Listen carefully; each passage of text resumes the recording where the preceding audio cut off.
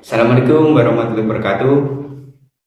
Perkenalkan, saya Aji Hussein Bramodo dengan NIM 2511177444079 dari kampus Universitas Negeri Surabaya, kampus Unesa 5, Magetan. Di video kali ini saya akan bertanya-tanya kepada seorang guru mengenai metode dan cara pendidikan karakter kepada anak usia sekolah dasar. Untuk itu kita langsung saja bertemu dengan ibu dari sekolah dasar tersebut. Terima kasih.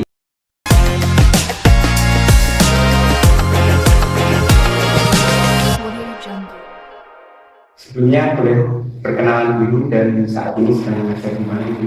Ya, Assalamualaikum warahmatullahi wabarakatuh. Nama saya Sumira. Saya mengajar di SD Jati, Kecamatan Selaung, Kabupaten Ponorogo. Kemudian berapa lama Anda sudah menjadi guru?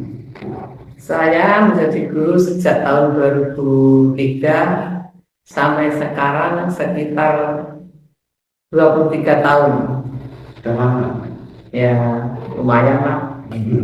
Kemudian menurut Ibu, saya ini akan berbicara mengenai pendidikan karakter anak. Ya, boleh saja. Apakah menurut Ibu, apakah pendidikan karakter itu penting diberikan kepada anak pada jenjang sekolah dasar?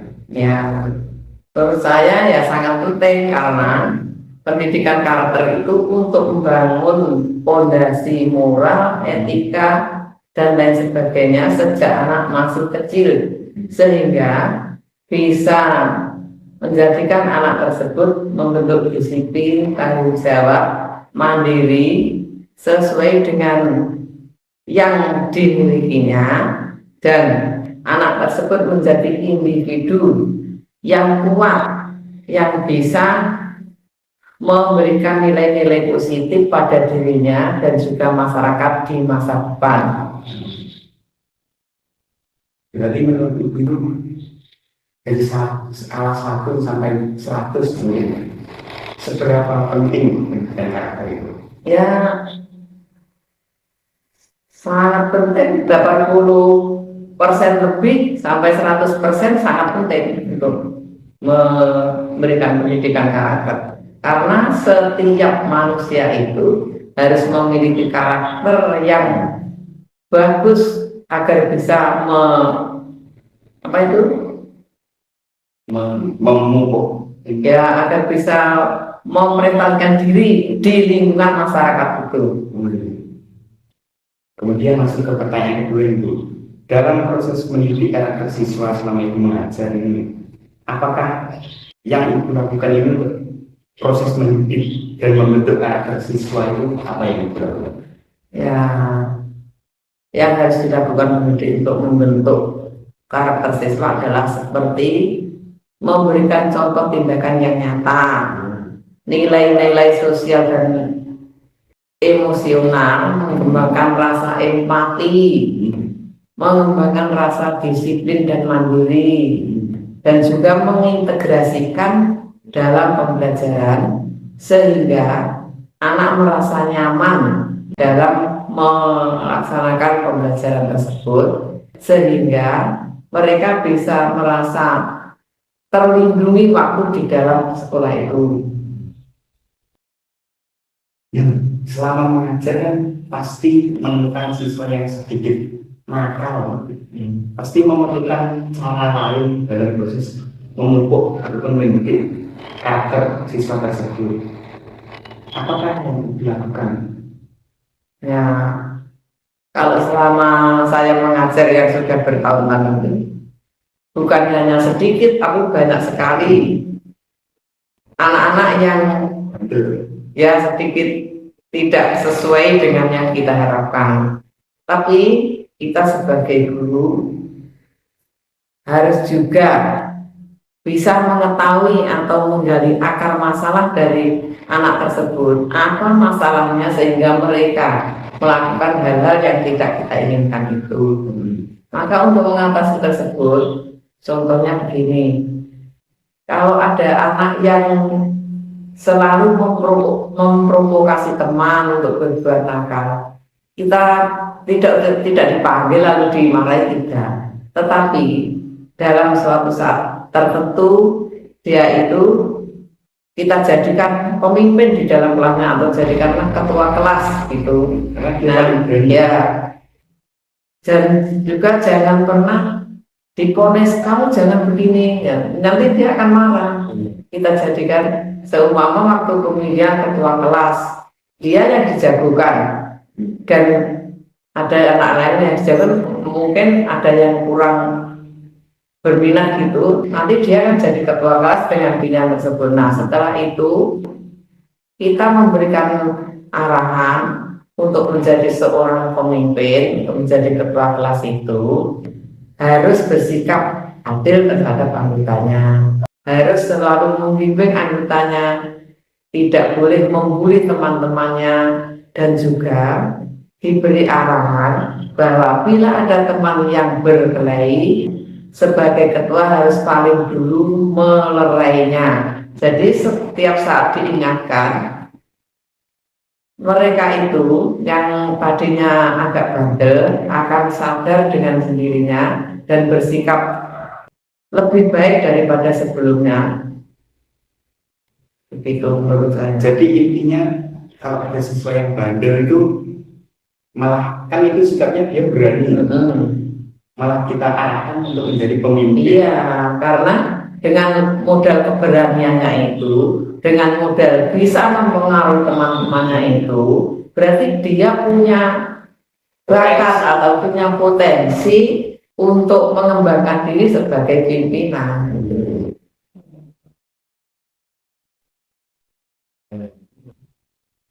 Kemudian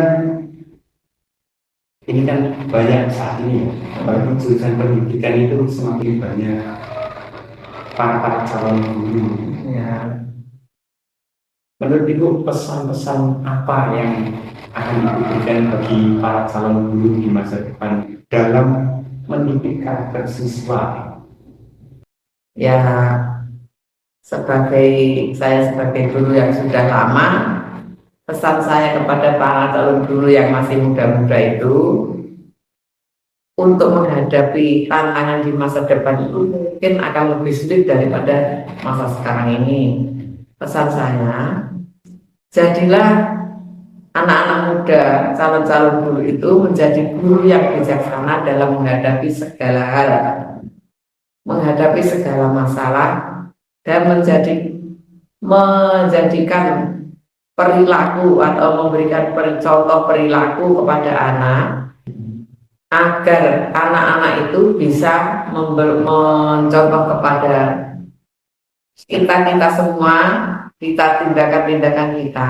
Karena dengan memberikan contoh, anak kecil itu akan lebih memahami, tidak hanya dengan diperintah atau misalnya diajak. Jangan pernah memerintah anak, istilahnya. Ajaklah mereka agar mereka itu bisa merasa dihargai gitu. Karena anak sekarang kan anaknya sangat kritis. Jadi kalau diperintah mereka akan hatinya tidak enak. Jadi kalau mereka diajak akan merasa lebih dihargai. Dan sebagai calon guru, ya itu tadi, sebagai calon guru harus selalu bijaksana dalam menghadapi segala macam masalah dan segala macam tantangan. Dan juga sebagai calon guru harus selalu bertanggung jawab dengan tindakannya. Akhirnya anak-anak yang dididik nanti akan meniru tindakan kita, tanggung jawab kita, kemandirian kita, dan disiplin kita. Ya, Guru, menurut kan saat ini kan banyak di TikTok sudah beredar guru terlalu dekat dengan murid. Apakah menurut Ibu guru itu dan murid itu harus menjaga jarak dalam posisi tertentu? Ya, menurut saya ya tidak perlu menjaga jarak. Kita bisa akrab dengan murid, bisa dekat, tapi ada batasan mana yang boleh dilakukan murid dan mana yang tidak itu harus diberi batasan, diberitahu. Tidak harus, kan kalau terlalu dekat nanti bisa murid lama atau itu berlebihan. Tetapi kalau kita memberi batasan ini yang boleh dan ini yang tidak, murid tersebut akan tahu batas-batasnya. Harus waktu ini harus dekat, waktu ini harus agak jauh, waktu ini harus yang bisa untuk bersenda gurau, dan ini yang harus bersungguh-sungguh gitu. Kemudian sekarang era teknologi yang semakin tinggi ya. Kedepannya juga semakin jauh arahnya teknologi.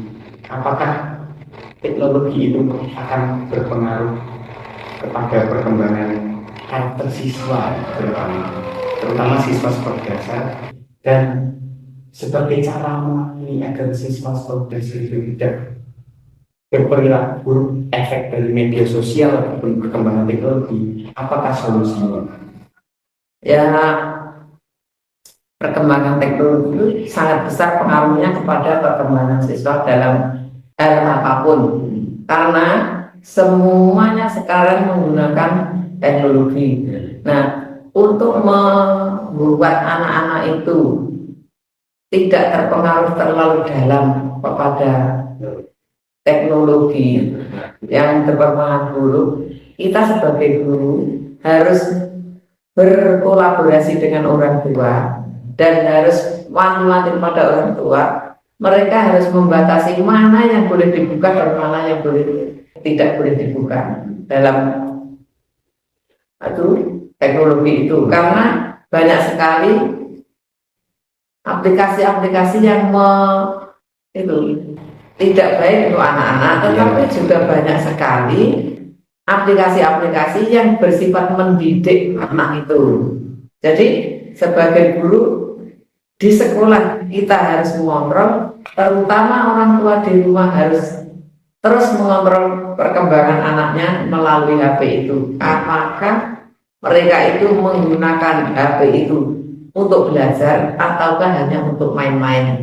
Berarti selain berarti teknologi itu juga bisa berefek baik ya, kalau orang tua mampu manajemen anak tersebut dalam perkembangan anak. Ya, karena dengan perkembangan zaman yang seperti ini, kita harus selalu mengikuti apa yang berkembang. Kalau tidak menggunakan teknologi itu nanti juga anak akan ketinggalan zaman gitu.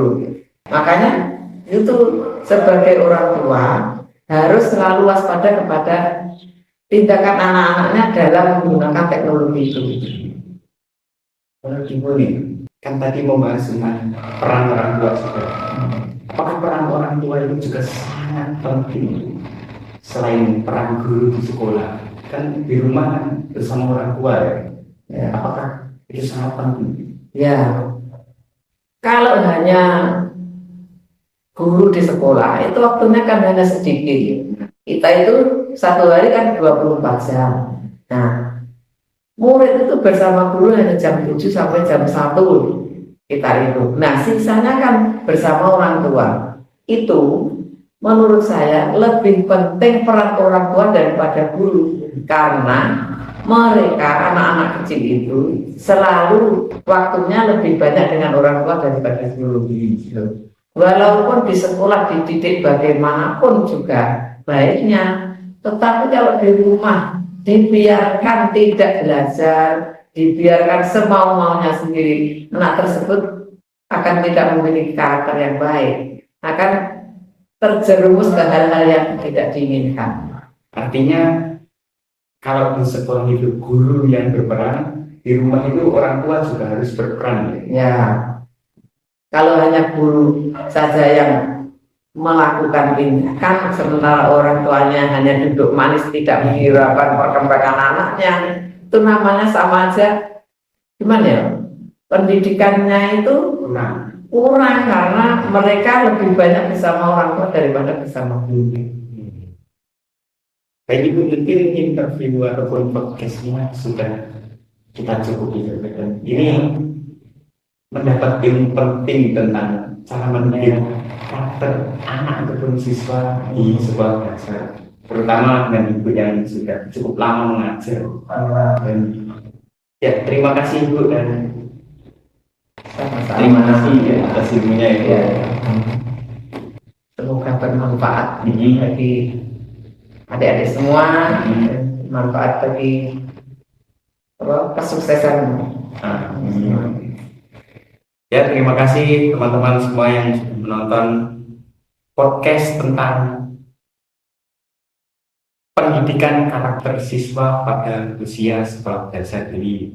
Sekian, wassalamualaikum warahmatullahi wabarakatuh. Saya Susan Gamodo, izin undur diri.